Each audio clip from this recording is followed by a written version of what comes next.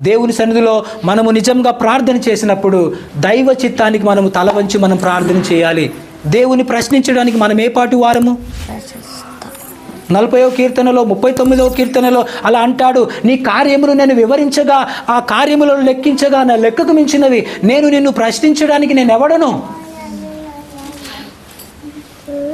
నేను ఒకవేళ సంశయంలో ఉంటున్నామేమో, నేను ఇంత ప్రార్థన చేస్తున్నానండి, నేను ఇంత గుర్తు చేశాను కదా, ఉదయకాలం ప్రార్థన చేస్తూ ఉన్నాను, మధ్యాహ్నం ప్రార్థన చేస్తూ ఉన్నాను, సాయంత్రం ప్రార్థన చేస్తూ ఉన్నాను, ఉపవాస ప్రార్థన చేస్తూ ఉన్నాను, ఎన్నో ప్రార్థన చేస్తూ ఉన్నాను, దేవుడు నా ప్రార్థన వినట్లేదు, నా అప్పులు అలానే ఉన్నాయి, నా అనారోగ్యం అలానే ఉంది, నా కుటుంబ జీవితంలో ఉద్యోగాలు రావట్లేదు, నా పిల్లలు సరిగ్గా వాళ్ళు ఎదగట్లేదు, నా పిల్లలు ఇంకా పాడైపోతున్నారు, చెడిపోతున్నారు. ఎందుకు ఈ దుష్ట శక్తులు, ఎందుకు ఈ మాంత్రిక శక్తులు నా కుటుంబం మీద పనిచేస్తున్నాయని ఒకవేళ నువ్వు విసిగిపోతున్నావా, దిగజారిపోతున్నావా? ఒక్కసారి మీరు ఆలోచన చేయండి. నేను ఆలోచన చేయాలి.